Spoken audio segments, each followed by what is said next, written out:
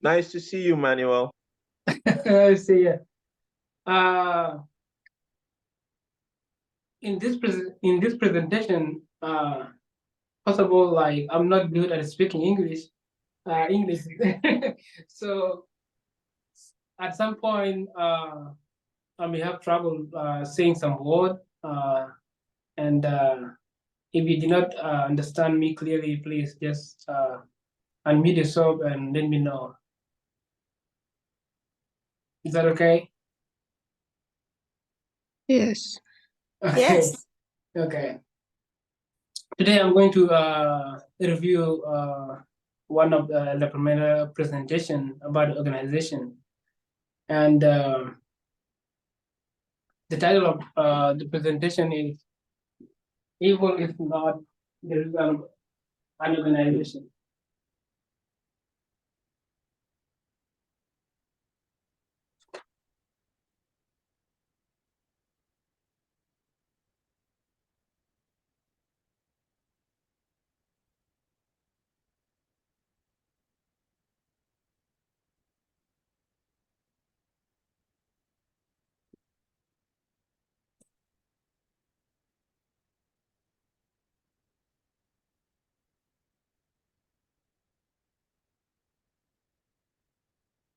And in this presentation, El Pamenda talk a lot about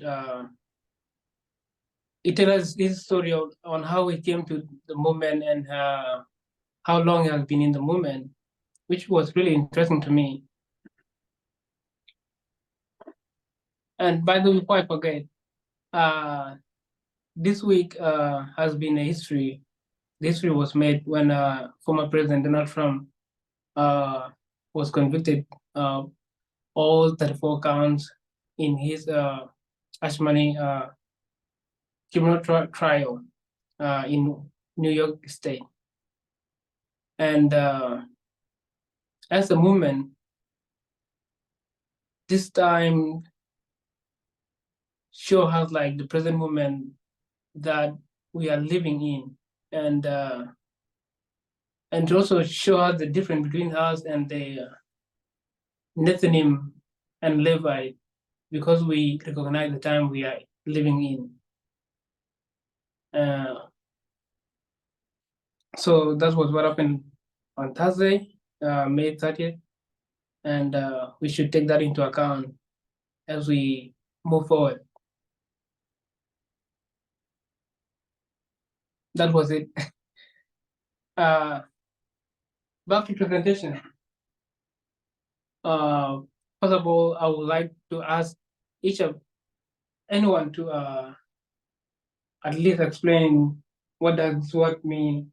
The title of the presentation, that evil is not the result of an organization. What does that mean to you as individual?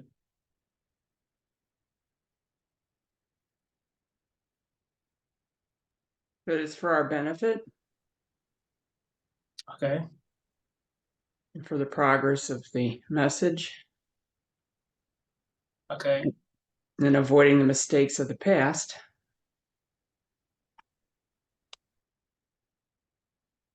What do you mean by avoiding the message, the mistake of the past? Just like Where things went wrong in the past before organization existed. Okay. You know, when everything was just under one person, and you know, there really wasn't. You know, now there's leaders under leaders, and those, you know, when you have that situation, people's needs are more likely to be met.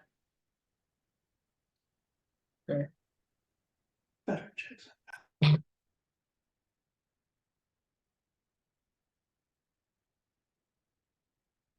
Anyone? Good morning. Happy Sabbath. Happy Sabbath. Good to see you, Emmanuel. Good to see you again. Yes. Yeah. So just thinking about that topic, evil is not the result of organization. What comes into my mind is cause and effect. So we have the effect, there is evil, and then we are told from that title, organization is not the cause of evil. So cause and effect. Thank you. Was that who was that, please? It's Mary. Yeah, I don't want to assume. So okay, please just tell me your name because like I'm using the back camera. I'm not using my front camera. So uh, thank you, Lee. Anyone?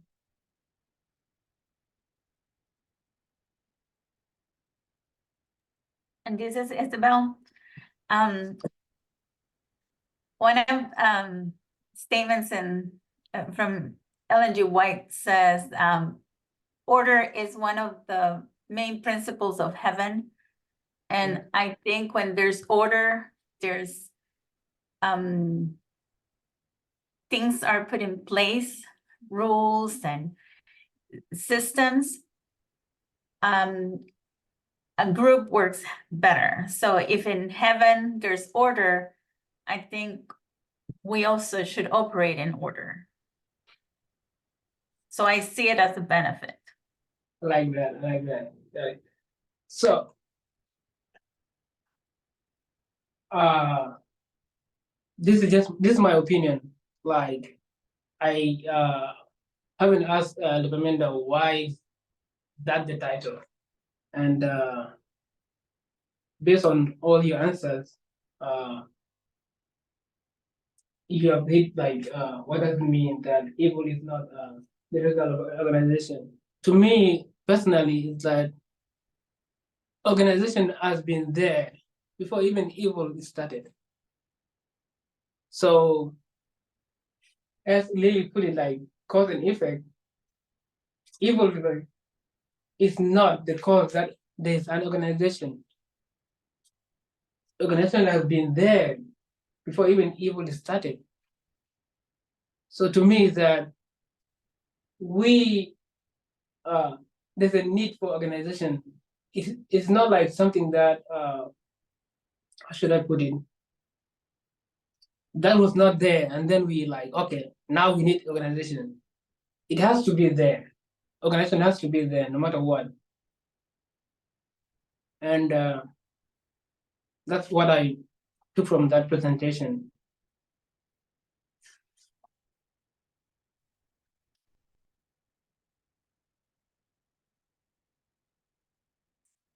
To move further, he start Alabama start talking on how people have been asking him on a lot of questions about the organization, and begin to he took note of them, and it came to the point of him answering them that I cannot just let all the questions pile up without me like answering people who like to me I see so like passion on how people really want to know more about the leadership of the movement and how the movement is organized in general. So he came out and addressed it, and he told us his story on how he came to the movement, of which he started from, I'm quoting, he said, for DEFNET was from 1994 up to the present. And to me, that's like 30 years, I think, which is like, to me, I can say like is the longest, currently like the longest person to be in the movement. I don't know, but you can tell me if there's somebody who has been in the movement for that long, for 30 years later. Is there anyone who can tell me anybody who's been longer, well, who have stayed in the movement for longer than Alpha?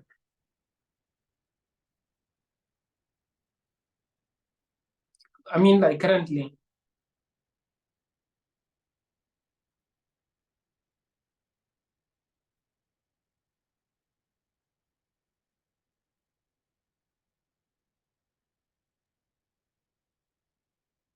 I don't think there is anyone. Okay. How far back were you looking for people, you know? I mean, how many years back? Yeah, I mean, since the start of the movement from 1989 up to the present now. Hmm. Who are Sorry. still, currently in the movement. Emmanuel, can I Yes. just check what you're saying? Are you Okay. saying Parminder's been in the movement since 1989?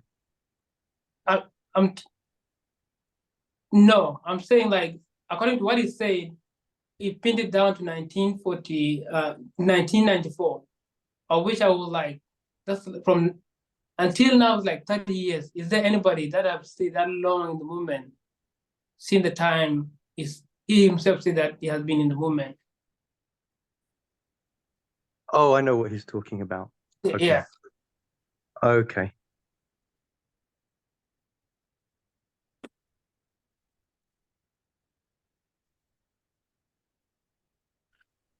That's a good question. We know that Elder Parmenter became an Adventist in 1989, but when did he come into the movement? Does anybody know?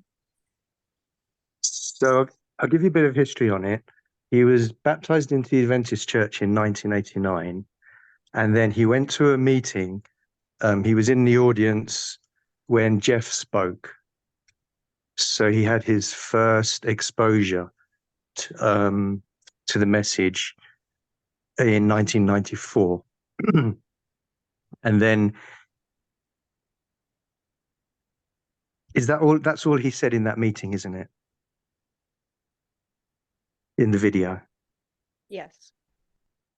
Okay, so that's what happened there. Okay. And my question was, like, if there's another person, apart from Elder Parmenter, who has been in the movement for that long. Okay, so I've been in the movement since 1996, and there's one Okay. other person as well who's been in the movement since 1996. Okay. So mean, like, from 1994, Parminder didn't really have anything to do with the movement. okay. After he saw Jeff, didn't really pursue it, and then he went to his first proper like School of the Prophets. I think it was just a camp meeting in 2004. I think Jeff came to London. Okay. Okay. Where did Elder Parmenter first meet Jeff in 1994? Was I it don't think they US? actually met. It was in America, and Parminder was just in the audience, and Jeff was speaking. So that was his first exposure to the message, but they didn't actually meet and talk until 2004 in that London camp meeting. Thank you. Was it Eatonville? Is it in Washington State? I can't remember where it was in America. Can't remember.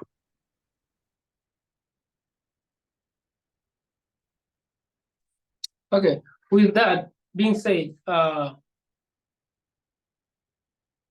as he said in the video clearly that he first came into the contact in 1994, and from back then until now, I can say, like, it's like a period of 30 years. And as you say, Aaron also said, like, he had his first contact with the movement in 1996. That still make him clearly, like, the longest person to ever, like, come into contact and to, like, stay in the movement for that time of period. And the reason, like, we tell our stories to ourselves, we all have a story to tell, and each of everyone has a story on how they came into the movement, how they joined the movement, how they came into contact with the movement, and we all have different stories. And in this video, this presentation is he tell us his story on how things went until the present.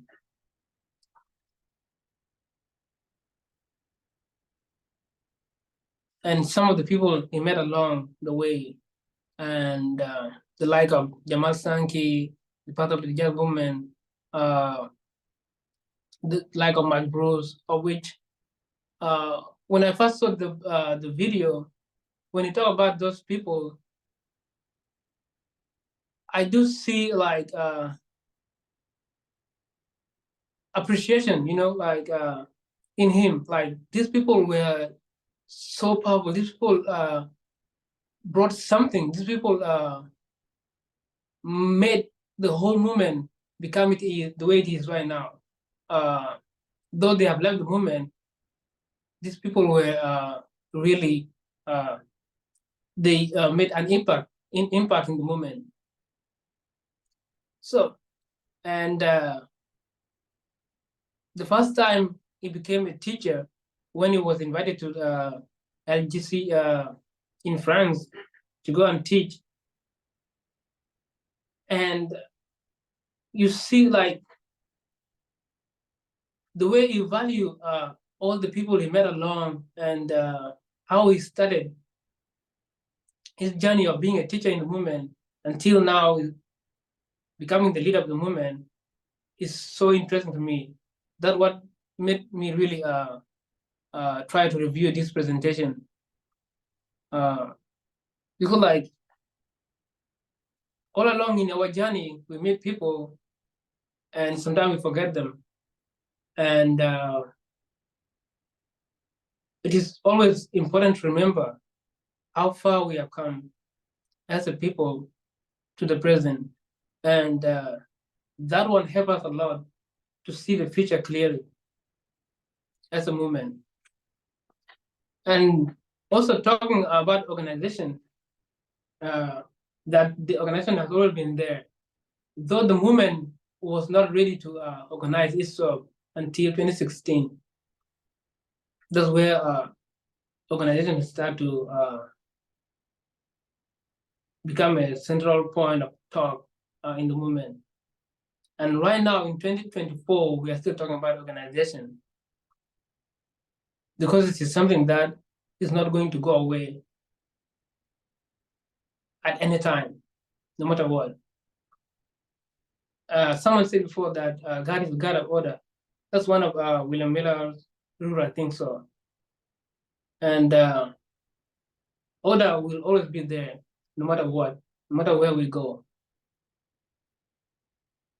And Aaron was talking about the same thing last Sabbath about organization. And we have been talking about organization for like maybe 3 Sabbath right now. I think so, Aaron. Like in total. I think maybe 4 or 5 presentations going back to about, I don't know, October or something. Can't remember. Yeah, 4 or 5. So organization is something that we should really value and understand, because like when we are not organized, we will have no way forward. We will keep stacking without going forward. And also organization make work easier for all of us, whether you are the leader or you are a member. When Aaron was last summer, when he was talking about the structure of the movement, he pointed out one of the structure, like the second one was that local leadership was bad. People think that way. And he talked a lot about it.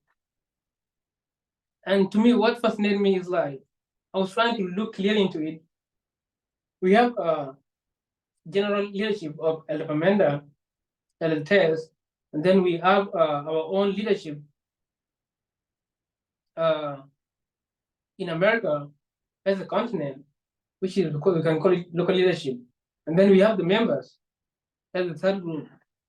And to me, to think that local leadership is bad, general leadership is good, the members are good, doesn't make sense. Doesn't make sense at all. and it's not even logical just to think that way. We all know like how things have fallen apart from the beginning back then when there was no organization, and also when there's an organization. But if we trust the movement as a whole of Elder Commander and Elder TEF leading, and we don't do the local leadership, which is also the representative of the general movement, it doesn't make sense. It doesn't make sense at all. What I'm saying is that I don't think local leadership is bad, because that one has not is not logical. Individual might be, but local leadership is not, as long as the general leadership is not.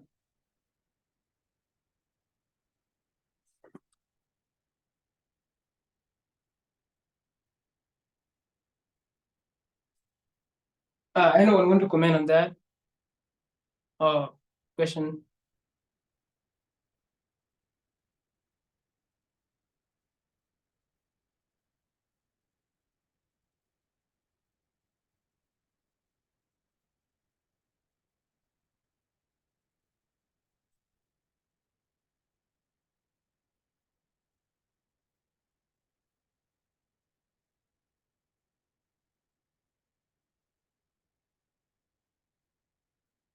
Could you repeat your question, Emmanuel? My question is that why do we think that local leadership is bad, and then the general leadership is not, and so are the members?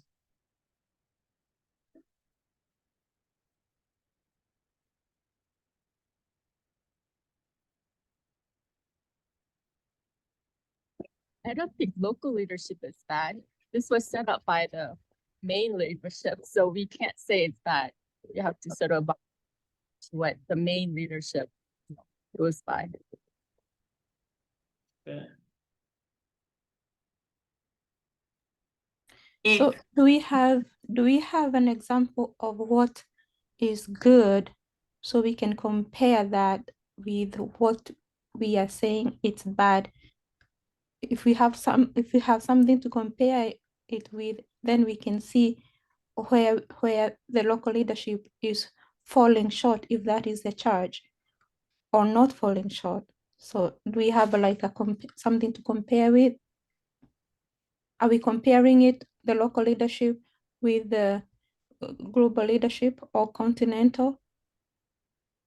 Yeah, that's what I'm trying to compare. Like, I'm trying to compare like local leadership, the continental, that in all organization, let me just put in a term of an organization. In any organization, there's a leadership.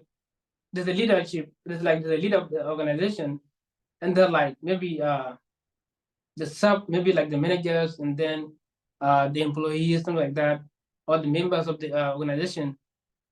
So to point out like, oh, the managers, they are like not doing the job, or they're not good, and then the leadership at the top is good, and then the members are good. So like it doesn't, let me say like in worldly organization, if there's something wrong with the managers, or like the middle managers of the organization, they can be fired, right? And then the new one can be replaced with it. But that's not the case in terms of our movement. We're not like just other organizations who function that way. So I my see a challenge, this is Isabel.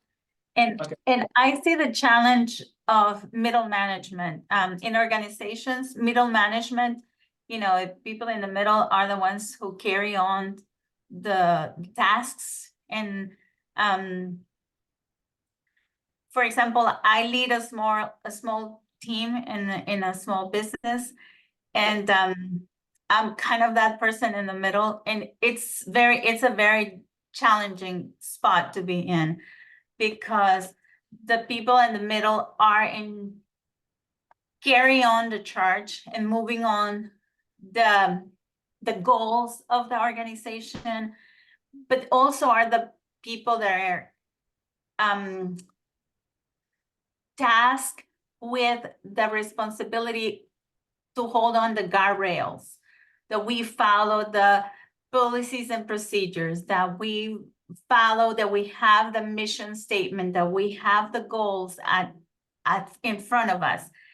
And a lot of the times, people in the team see that person as a threat, or as I call myself the police, you know. So and it's not always fun. It's a position where you don't have many friends, because but if you are doing your job, you're carrying on the goal or the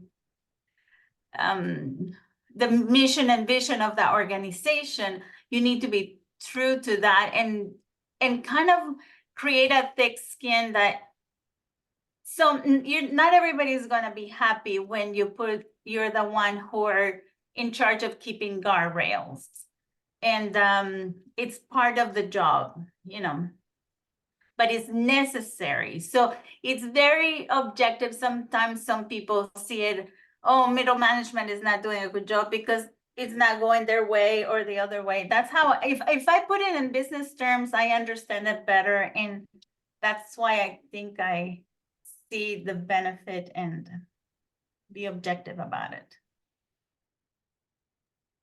And then you also have, when middle management, you know, they'll manage and they'll get the heat for things. That's one side of things. And then you have the opposite of when they are managing, but they're not managing, right? They can be manipulating or kind of using things to their advantage because, right, they've been put in such a position. So there's both sides to the story that you kind of also have to weigh justly. And then, you know, things are taken into bigger hands. So things can be carried out fairly. And whether middle management is handling the position according to the description, it's either they stay or go. So you know, sometimes you wonder, well, why someone is like, oh, you know, why is this person here, et cetera, and they don't like how they're doing their job. And, you know, it's best to kind of look into the situation and understand the facts and evidence, et cetera, see what the case is. So a good organization that's set up is one that has accountability built into it at all levels, and communication. And part of that is a certain degree of transparency and an ability for people to, you know, if they want to register a complaint, or if they want to, you know, talk about a praise for somebody doing something well, that can happen. But part of that transparency is that the facts, as other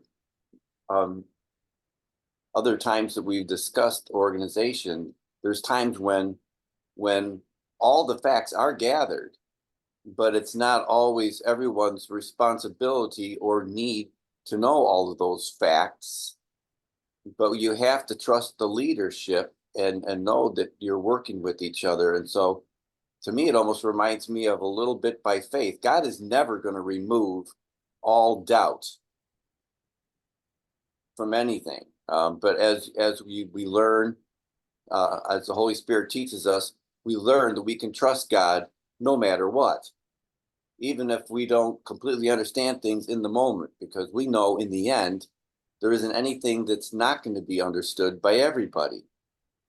So, so there's a level of faith that has to come into the organization as well. But there is some transparency, which is good. There's good, and then there's avenue for communication, and there's accountability there. Those are my points. Thank you. Thank you so much. Yeah, and I think that's true.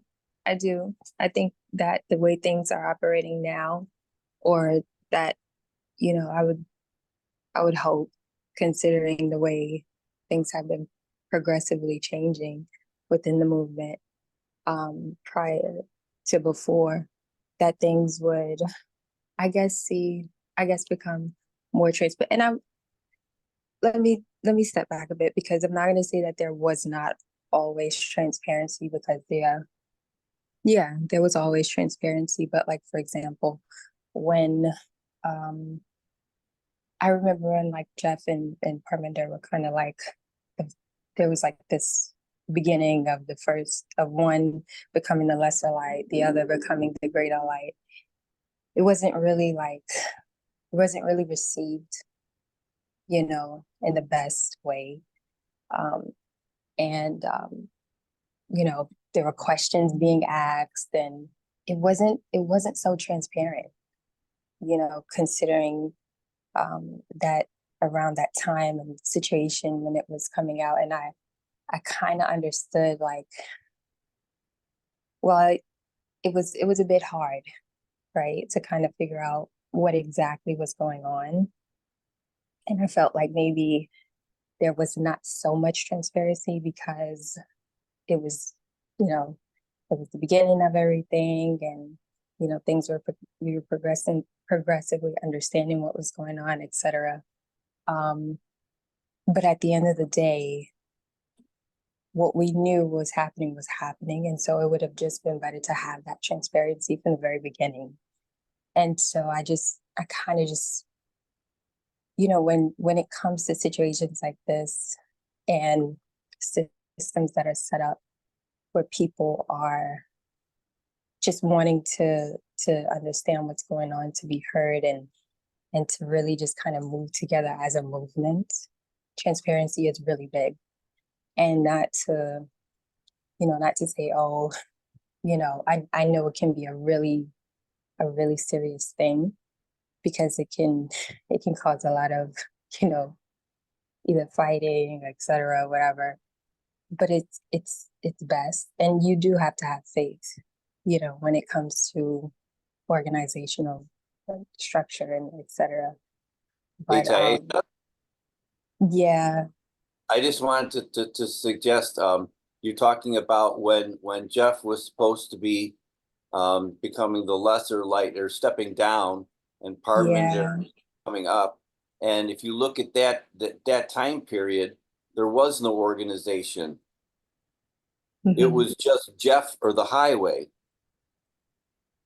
and in that situation, set up until much later. So all of the elements that we're discussing here have to do with the way the organization has been set up, because prior to that there was no organization. I just want to bring that point out. well, you know, I mean, coming in, I guess I came in 2014, so I came in not really knowing much. You know what I mean? Like, I came in kind of just following, you know, and I wasn't in the movement as long as others were in the movement, etc., for as long as they were. But at that time, just coming in, like, honestly, how I saw things like set up was that at that point, like, I guess organizationally, even though technically it wasn't like set up at that point, we did have, you know, Jeff there leading. And then him not like wanting to like step down and, you know, kind of just say, like, you know, he's no longer going to be functioning in the position that he's in. There wasn't like a lot of transparency about it. Like, you could see it, you could read through the lines, etc. But like, he just kind of didn't want to. He said it and then didn't say it, and it was just a little chaotic. You know what I mean? Like, if you were there at that time, then I think you can kind of understand and see what I'm saying. I mean, it was just that's just how it was. But yeah, it was just a little fuzzy. And I feel like going forward, like in this movement, like that is, I don't know, like I just feel like that's something that, especially when it comes to organization, going forward, I kind of just foresee it being a bit clearer, and just, of course, having faith. But yeah, just that transparency, like it does need to be there, if that makes sense. Anyways. Thank you. Yeah, I wanted to comment on that myself because I'm another one of those that I wasn't living down in Arkansas in 2019, 2020, and I had no idea what was going on. And even during the 2019 Arkansas camp meeting, it was just, I felt like I had the rug pulled out from underneath me. I had no idea what was going to be going on in the next few months. And I ended up making decisions I wouldn't have made. And doing things I wouldn't have done if I had known better what was really transpiring. But I was in no position to know.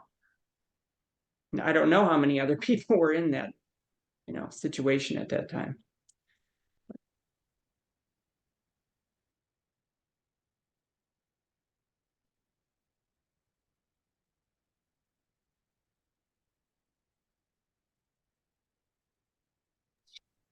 So just to clarify, so did the organization start in 2016 with the baptism of the three elders, Elder Tabo, Marco, and Parminder?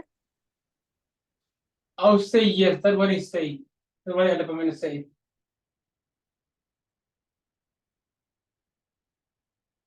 Anyone? Just a point on 2016. I think it was December. Jeff actually stepped down and publicly announced it in 2016. So I think he was well aware long before 2019 when he handed his mantle over to Elder Parminder. I think he was already well aware that he shouldn't be there and he's already overstayed his welcome. But what happened in 2016, overstayed his ministry, I should say. But nothing actually material. It was handed to Elder Parminder, the leadership, but nothing actually happened and nothing changed. And Elder Jeff just carried on leading. It was a little bit odd, to be honest. Yeah, I guess that's what I was trying to say. Thank you for kind of clarifying that, because that's what I mean by it was like fuzzy, if that makes. I know fuzzy is like a weird way of putting it, but it was very fuzzy. Yeah, I would say that because when I joined the movement, definitely in 2018, I also was also studying all the presentation. It must increase on my degree, and still I was seeing Jeff still doing the things and was still doing. I was like, oh, okay, and it took long time. The president was taking long, and Jeff was still in charge for a long time, and he was still presenting, and he preached about all how he's going to decrease, and this was no change coming up, and until the time of separation between Happy and us. So yeah, it was kind of awkward still. And with us as a movement right now and as an organization, this is just a small chain of leadership in this movement.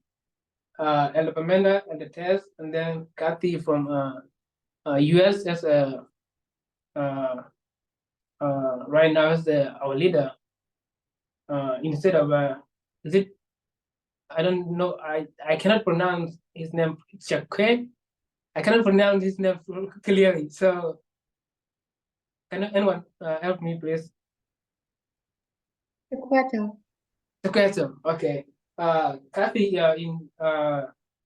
is in his position right now, and we have Elaine and Aaron, and then we have the members. Did I miss anything?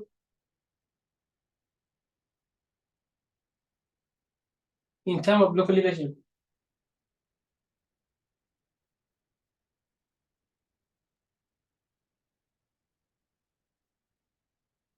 That's correct. Yeah, no. Okay. Did you mention Elaine already? Yeah. So, Oh, sorry. Yeah, good. yeah. Let So, me give you Elaine's correct spelling for her name. okay. E-L, E Mhm. E-L, A-I okay, A-I-N-N, and then E after the N. E at the end? Yes. E-L-A-I-N-E. Okay, thank you. Mhm. Okay. This is how the structure is right now. But what is the network of communication here? Like, what type of communication are we having here? I know it is formal, but what kind of network? Top down, Is it hierarchical. I did not hear you clearly, please. What? I did not hear you clearly. Can you say it Oh, again? top down or hierarchical? Okay. However, it's still we can have access to the commander or in the test as members, right? We mean like there's top down and also there's like down up somewhere somehow. You look at the world looks at organization as a pyramid, Mhm. with one leader at the top and levels going to the bottom, which is hierarchical, it's Yeah. pyramidal. And Mhm. yet, if you look at it through the lens that God wants us to use, I believe that it's an upside down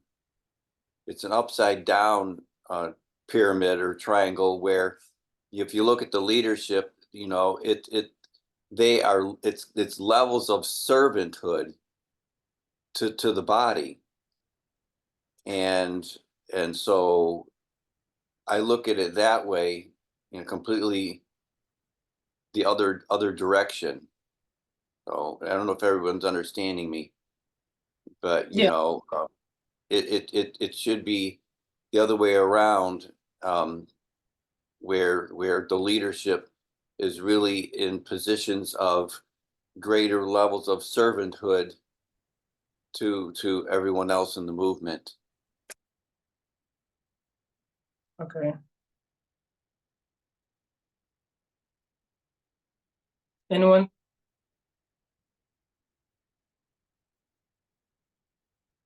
Like, how do you see the chain of communication here within the movement?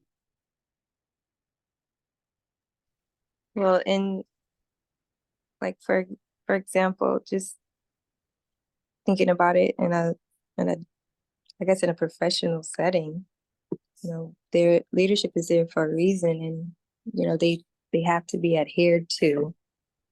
They're when they make rules within the system, the organizational structure, these rules are set up for a reason. You know what I mean? And then once these rules are set up, everyone's represented to everyone. Some may like it, some may not, but those are the rules. And then, we're moving forward according to the rules, et cetera, whatever.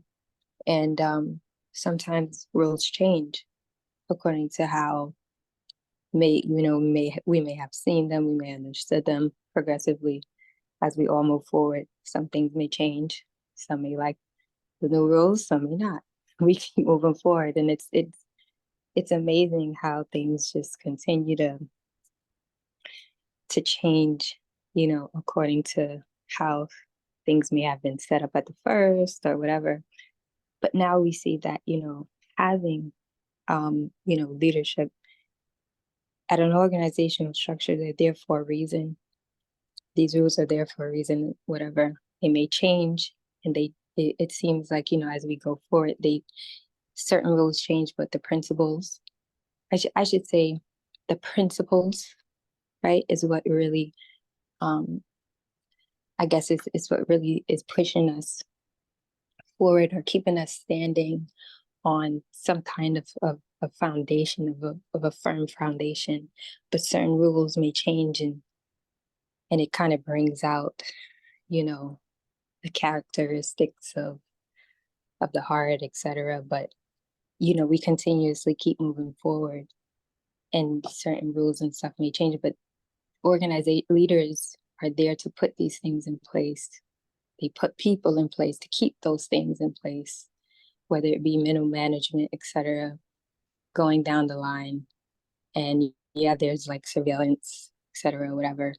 But for the most part, I guess it's kind of like how the government is set up, right? I don't know, but there's some comparison there.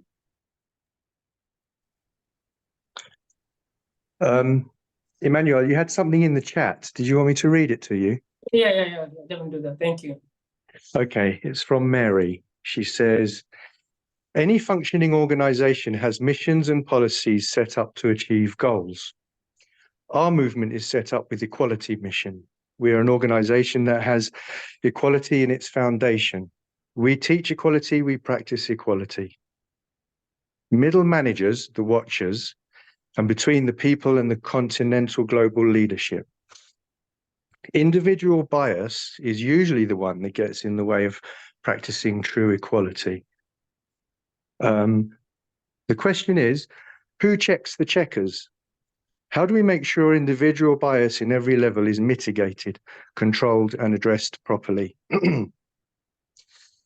If we have friends checking us, we end up confirming each other's biases. Conflicts escalate into chaos, and we end up with evil work. I think this is a problem. So if it's all right, I'll just respond to that. Okay. You're saying it is a problem presently. So there must be an issue at the moment, which Mary thinks fits that description. But last week I did mention that everything is overseen by Elder Parminder, any such issues.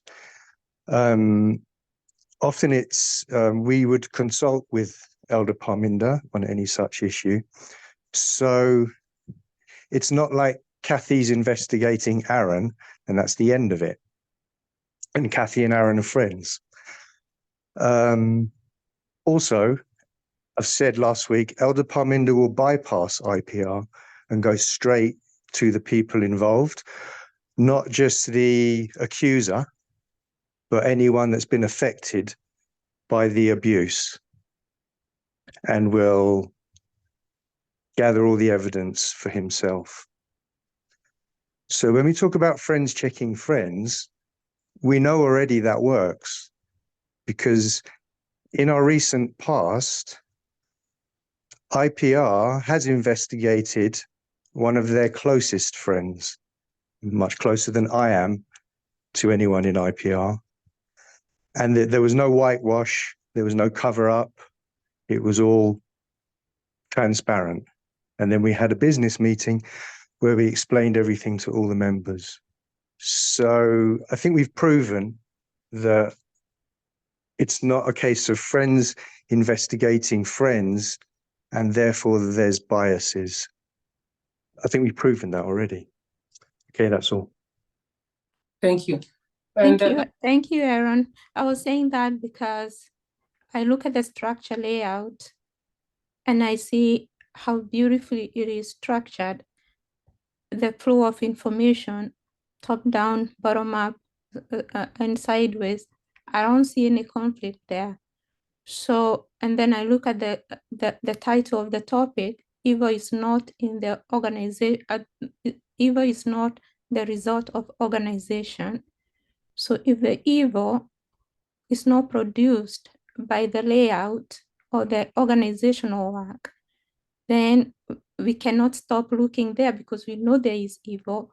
So we have to look somewhere else and figure out where this evil is coming from. And is it coming from the body itself? And if it's in the body, an elder Pamela has presented another study saying that the evil, the enemy is in the house, it's at the gate. So we do know that the evil is within, and I think it's our responsibility, it's our duty to figure out where it is, and once we find it, the structure will do its work. And as you have explained it beautifully, we check each other, we find where our blind spots are, and then we address those. So we can't stop looking. We have to continue looking, in my mind, until we find out where the evil is. Thank you. And that's why I do this structure. This is the structure we are working with, and this is the organization. And if organization is not the result, like if the evil is not the result of organization, that organization has always been there, and there's nothing wrong with the organization.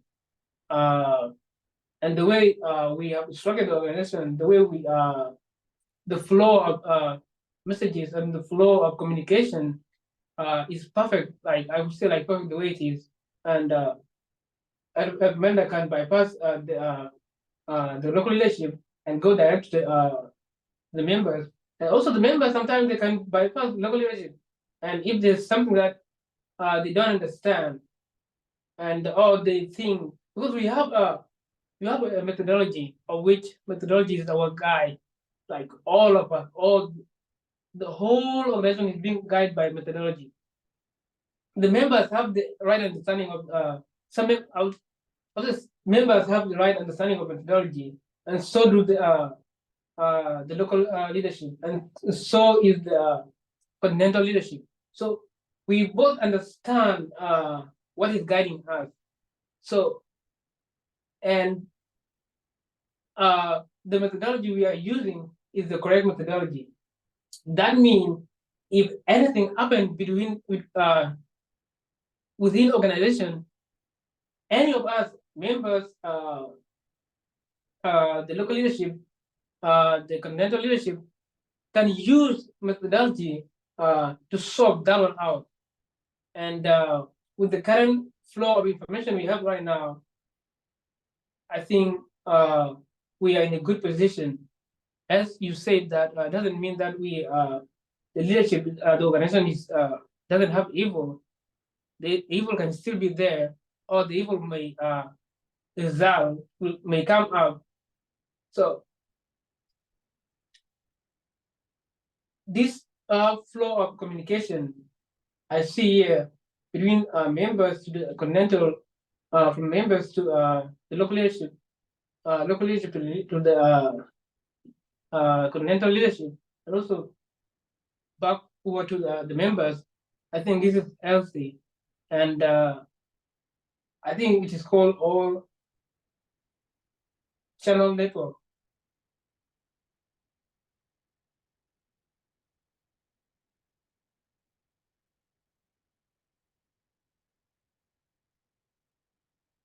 Network way of communicating, and outside, like in the worldly setting, it is one of the best way of communicating.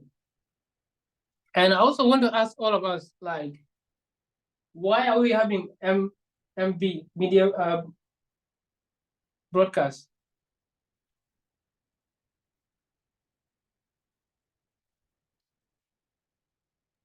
What is that? Can you Media say that again? Pardon me? Can you say that again? the media broadcast, Oh, okay, the media broadcast. WhatsApp media broadcast. Why are we having it?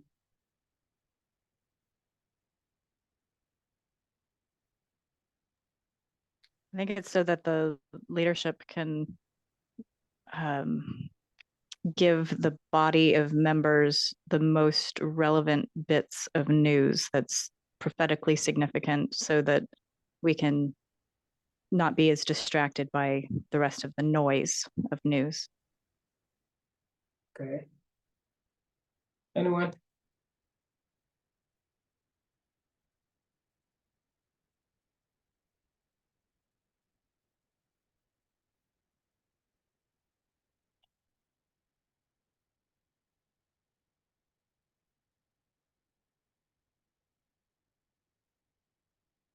It's a way of communication from the main leadership to all the members.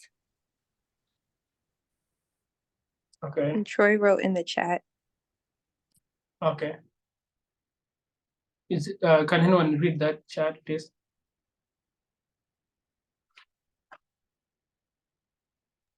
He said it's to get information out.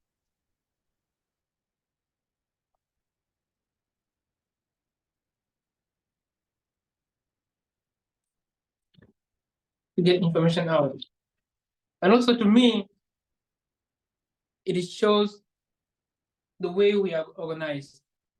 And we all know LTS present about the true stream of information. And do we know that it was LTS who created the media broadcast?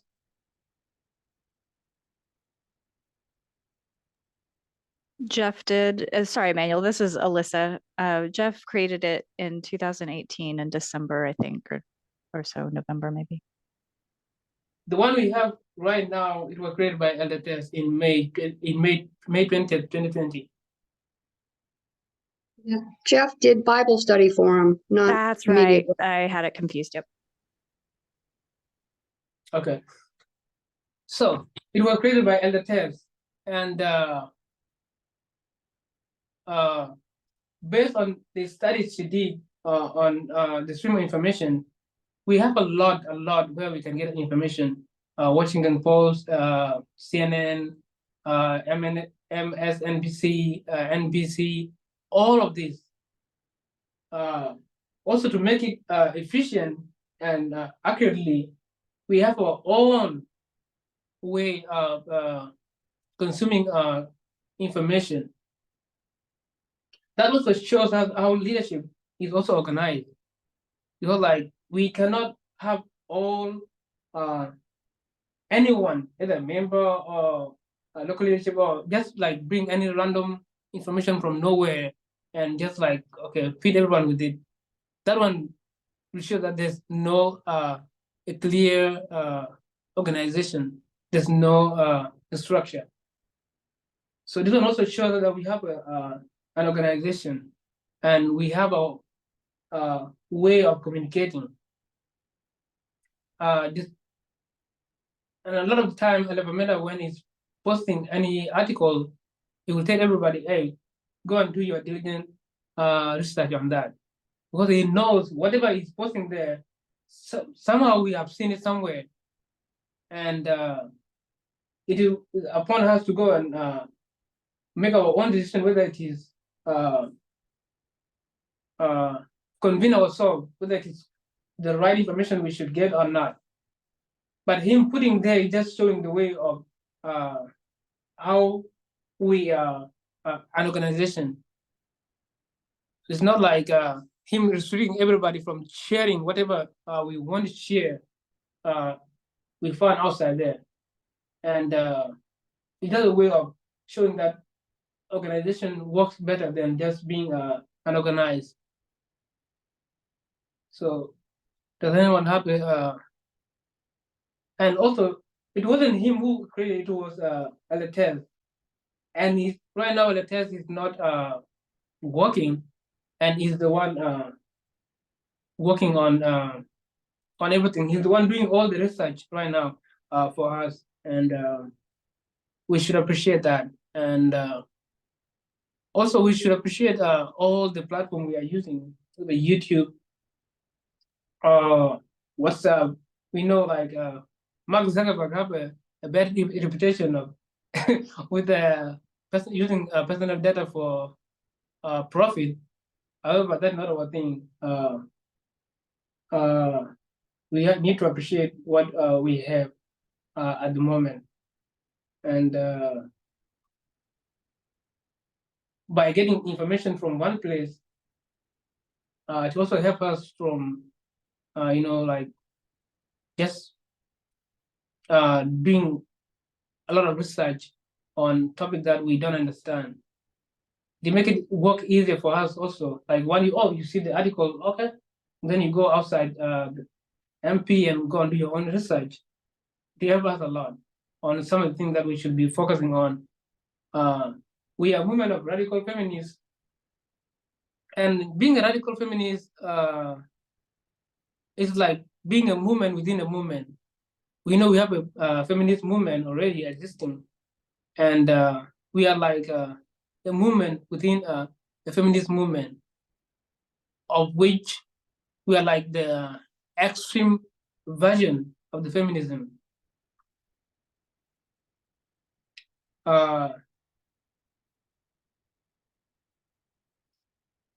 Also, before I finish, I close up. I think the time is I've spent more than 1 hour now. To conclude my study of today is that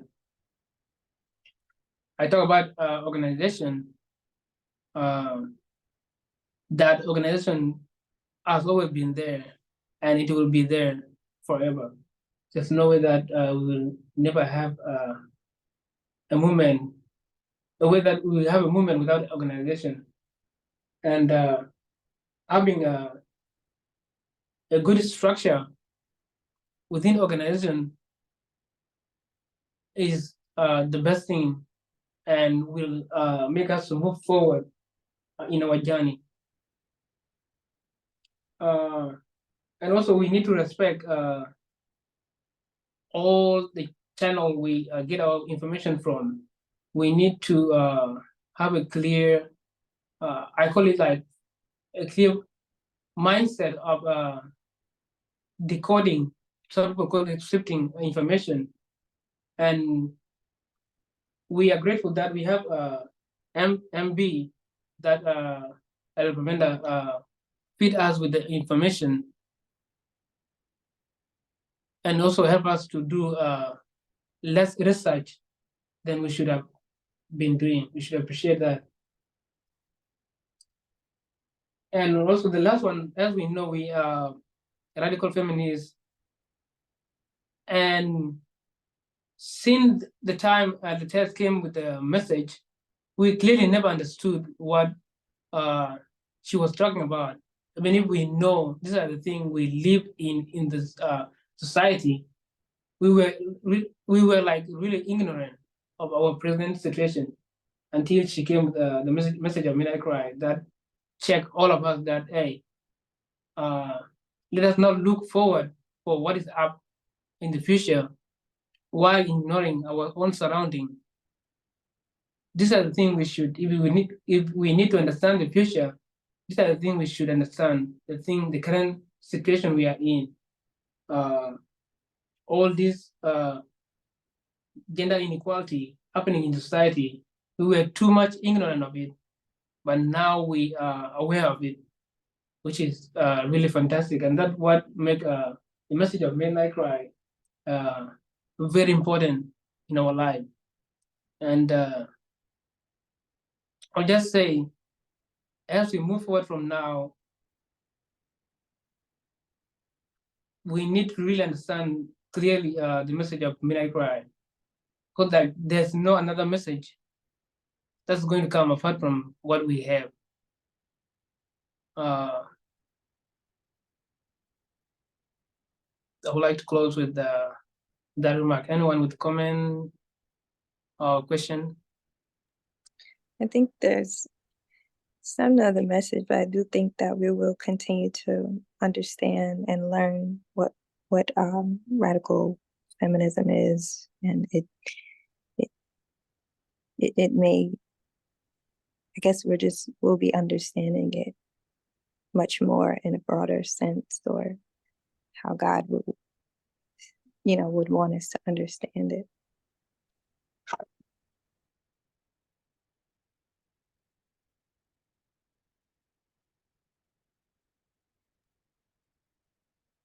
Manuel, this is Alyssa. If I think I can finally answer your question from the very beginning. What does it mean that organization or evil is not because of organization?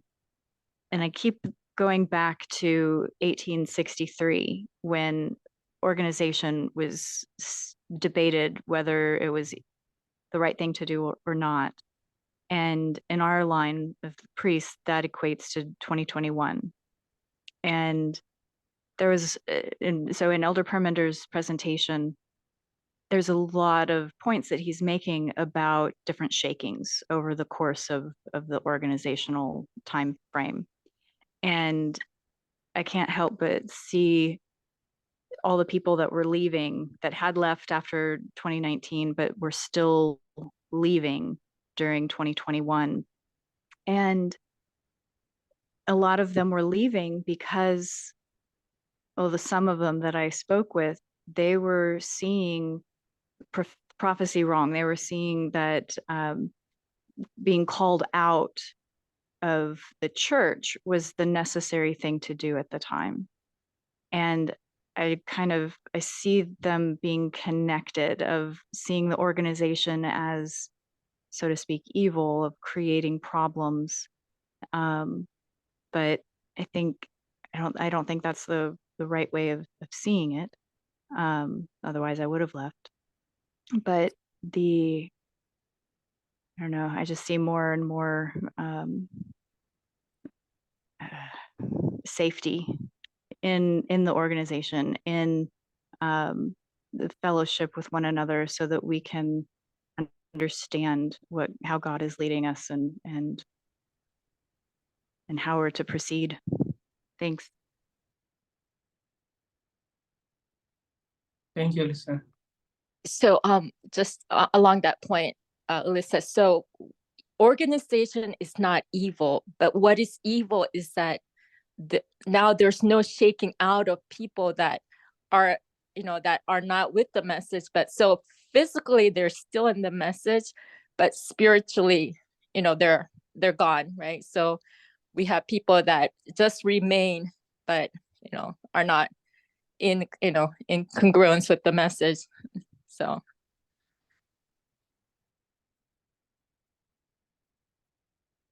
Thank you.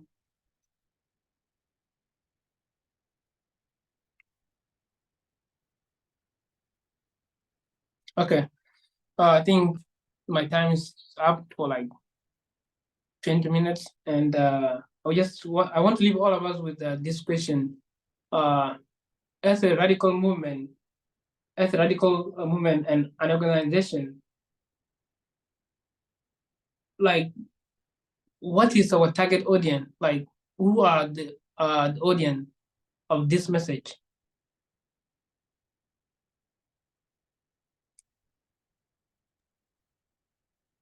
I know we know. Aren't we? First the church, then the church in the world. So the message audience right now is us.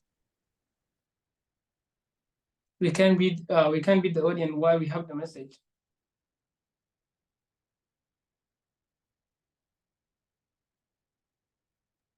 The message has to do a work in us first before we can participate in doing a work with others. Agreed.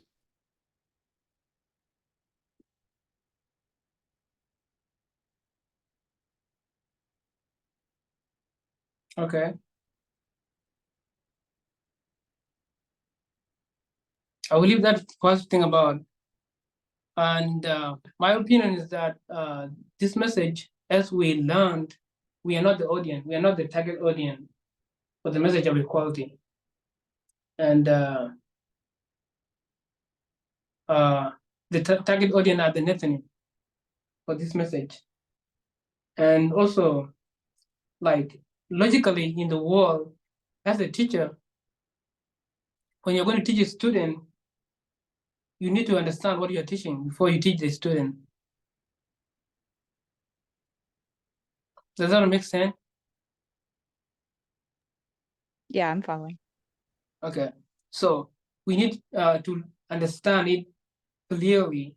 What does it mean to be a radical feminist before we even teach the Nethinim that this is the message they should understand. So our target audience are not us, but the Nethinim. And also, if the Nethinims are the target audience for this organization, what kind of audience are we going to have? Are they like is it everybody, the whole Nethinim, or is it like is there a specific group? And to me, I came to conclude that our audience are also going to be radical feminists. It's not just going to be everybody.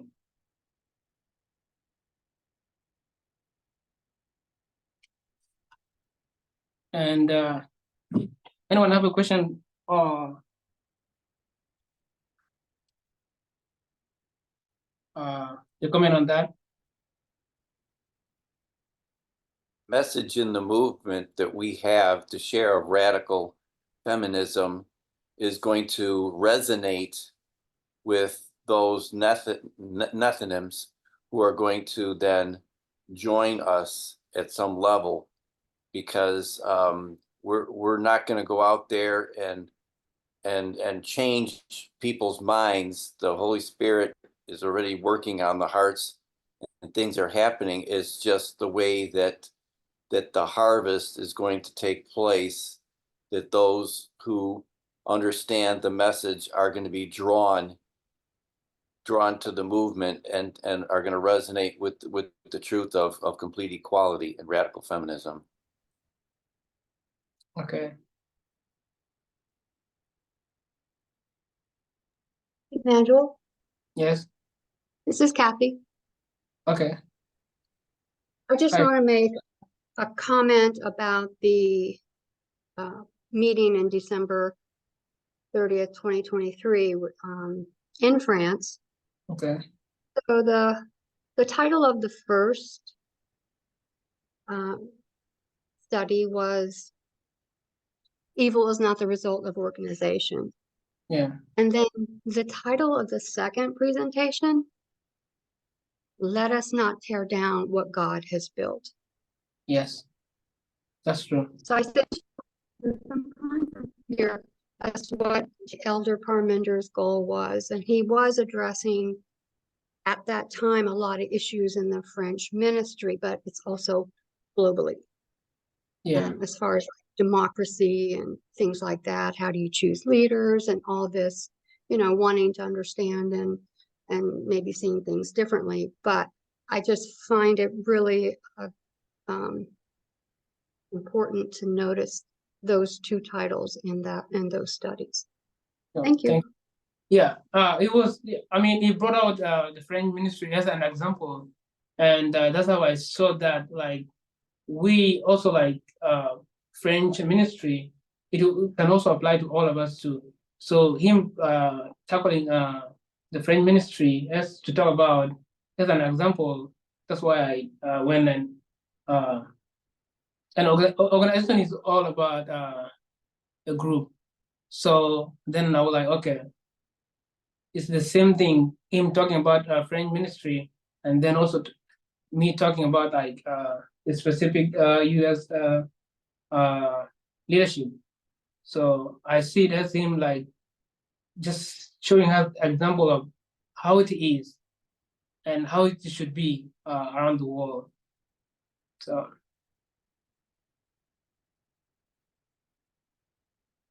thank you, Lord. I just want to comment. Elder Parmenter talked about how God sent the priest with the Bible in one hand and a hand cloth in the other hand. And as we were talking about organization, I appreciate your presentation. I see the cleansing process that goes on as we talk to ruffle out any misunderstanding. And yeah, I see why God has sent a cloth to cleanse the temple or cleanse the movement. Yeah, just want to add that.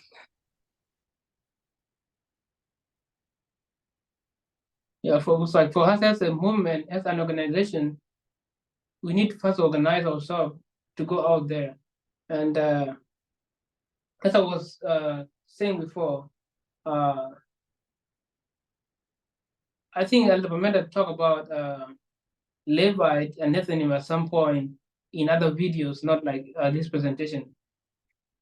And he normally leave questions at some of the presentations like, why are Levite not coming in? How about the Nethanim? And then we just end the presentation like that for us to go and think about it. So my last comment was about him saying that, how about the Nethanim? What do we perceive them? Do we think about them as Levite? Is it going to be the same scenario or not? And my point was that they are different, and Nethinims are not going to come in like the way Levite, like the way you thought about Levite. And as the radical feminist movement, our message is about equality, gender equality. And if there's anyone out there who want to hear our message, they should be feminists too, to understand what we are talking about. Otherwise, they will not understand us until the end of the time.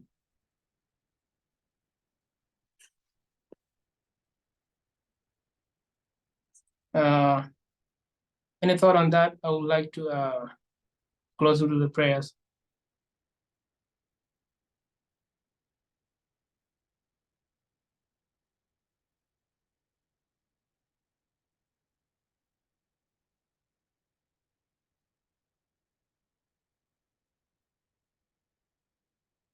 Okay, let's pray.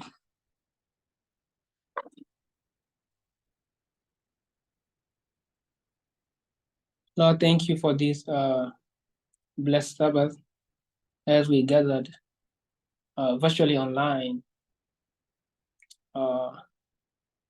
This is the reality we are living in, Lord. And for us to understand the equality, the time we are living in is very important for our journey and for all of us in this moment. Maybe with each and everyone, you help us to understand what is our goal, what are we working for, and what do we want to achieve in this moment. In Jesus' name we pray and believe. Amen.